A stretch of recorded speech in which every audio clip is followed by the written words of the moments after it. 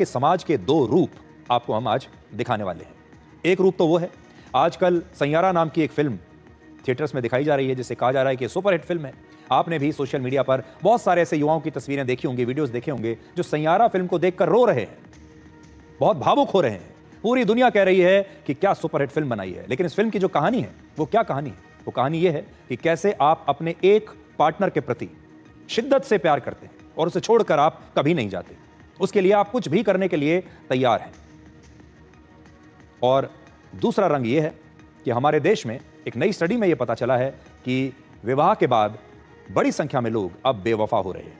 रिश्तों की किताब का सबसे पवित्र अध्याय है विवाह, लेकिन अब इसमें बेवफाई का नया चैप्टर जुड़ गया है, जो शादी की मर्यादा को तार तार कर रहा है। आज मेरा आप सभी से एक ही सवाल है कि क्या शादी अब सिर्फ एक सोशल कॉन्ट्रैक्ट बन गई है? क्या बेवफाई का वायरस अब पति और पत्नी के रिश्तों को धीरे धीरे निगलता जा रहा है? कनाडा का एक डेटिंग प्लेटफॉर्म है जिसका नाम है एशले मेडिसिन। यह प्लेटफॉर्म शादीशुदा लोगों की डेटिंग के लिए बनाया गया, यानी जो लोग शादीशुदा हैं इसके बाद भी अगर वो डेटिंग करना चाहते हैं तो वो लोग इस प्लेटफॉर्म पर जाते हैं। इस डेटिंग प्लेटफॉर्म ने एक सर्वे किया जिसमें पता लगा कि 53% से ज्यादा भारतीयों ने यह माना कि शादी के बाद उन्होंने अपने जीवन साथी को धोखा दिया है। मतलब हर 2 में से एक शादीशुदा भारतीय का शादी के बाहर कहीं ना कहीं अफेयर रहा है।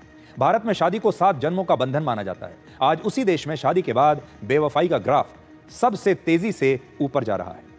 ये जो डेटिंग ऐप है एशले मेडिसिन, इसका स्लोगन है life is short have an affair, यानी जिंदगी बहुत छोटी है इसलिए एक अफेयर कीजिए। और भारतीय समाज इसे खुलकर इस स्लोगन को स्वीकार कर रहा है। भारत में बेवफाई का भूगोल भी तेजी से बदल रहा है। पहले ऐसी धारणा थी कि रिश्तों में बेवफाई सिर्फ दिल्ली और मुंबई जैसे बड़े बड़े महानगरों में होती है, लेकिन अब बेवफाई का वायरस भारत के छोटे छोटे शहरों में भी फैल रहा है और यह अब एक महामारी का रूप ले चुका है। कांचीपुरम तमिलनाडु का ऐतिहासिक शहर है। इसकी आबादी लगभग 2,37,000 के आसपास है। अब तक कांचीपुरम अपनी साड़ियों के लिए और अपने मंदिरों के लिए मशहूर था, लेकिन अब यह शहर बेवफाई के मामले में पहले नंबर पर है। इस सर्वे में पता चला है कि सबसे ज्यादा लोगों की शादी के बाद जिनके अफेयर हैं वो सबसे ज्यादा इस मामले में ये कांचीपुरम शहर देश में नंबर 1 पर है।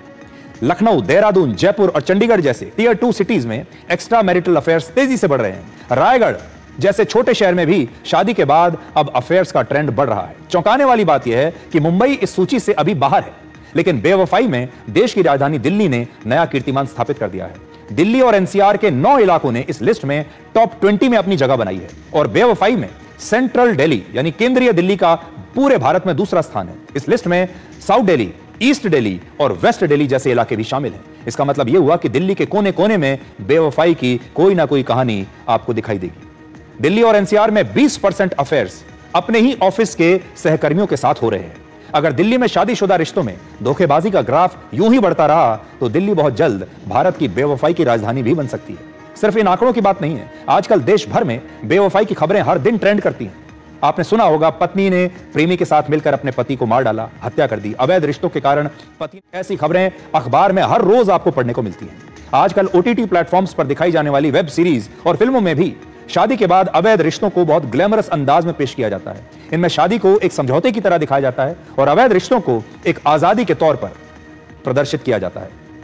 ओटीटी के जरिए देश में अश्लीलता दिखाए जाने को सरकार ने भी अब बहुत गंभीरता से लिया है और केंद्र सरकार ने, आपने देखा होगा, हाल ही में पिछले हफ्ते अश्लील ऑनलाइन कंटेंट दिखाने के आरोप में 25 ओटीटी ऐप्स और वेबसाइट्स को ब्लॉक किया है।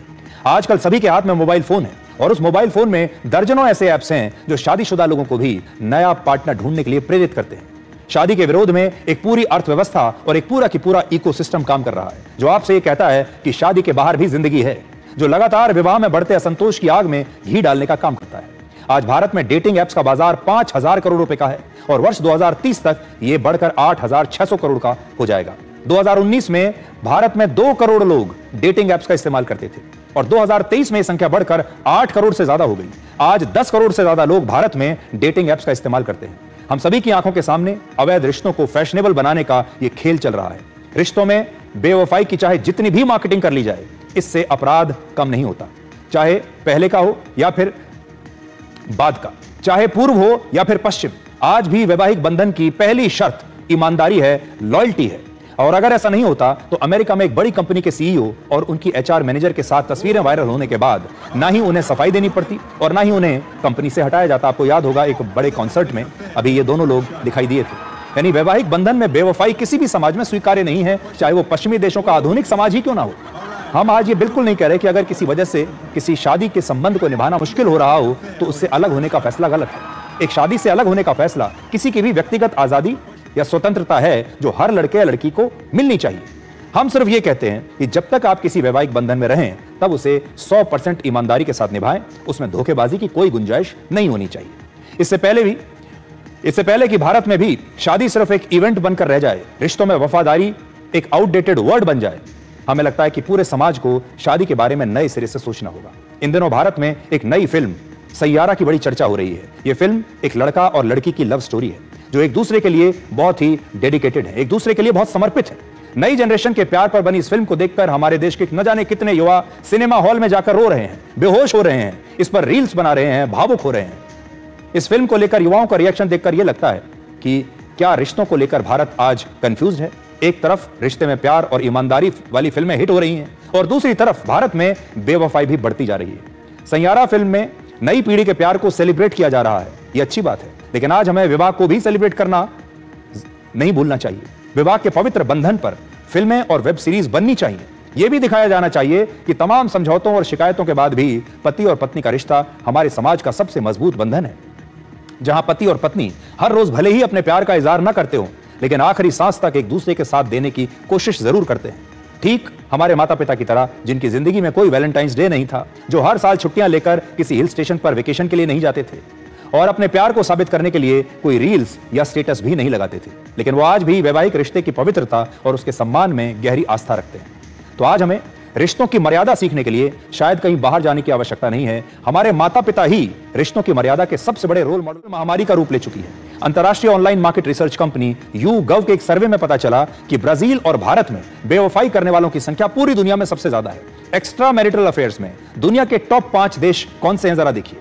पहले नंबर पर ब्राजील, फिर भारत, थाईलैंड, जर्मनी और फ्रांस। फिलहाल इस लिस्ट में भारत दूसरे नंबर पर है, लेकिन अगर हम रिश्तों की ईमानदारी को लेकर जागे नहीं तो हो सकता है कुछ समय के बाद भारत नंबर 1 पर आ जाए। ये एक ऐसी लिस्ट है जिसमें टॉप करना कोई गर्व की बात नहीं है। रिश्तों को अगर हमने मोबाइल नेटवर्क जैसा अस्थायी बना दिया तो फिर पारिवारिक नेटवर्क भी कमजोर हो जाएगा और भारत को अगर आर्थिक महाशक्ति बनना है तो उससे पहले नैतिक महाशक्ति भी बनना पड़ेगा। इसलिए आज एक नया विचार आपके सामने छोड़कर जा रहे हैं। आर्थिक महाशक्ति बनना बहुत अच्छी बात है, आर्थिक रूप से संपन्न होना भी बहुत अच्छी बात है, लेकिन क्या आप एक नैतिक महाशक्ति बन सकते हैं? क्या आप एक आर्थिक रूप से संपन्न होने के साथ साथ आपका परिवार और आप खुद नैतिक रूप से भी संपन्न बन सकते हैं? पैसे से आप अमीर जरूर होंगे, लेकिन क्या आप नैतिकता के मामले में भी एक अमीर व्यक्ति हैं? और अब वक्त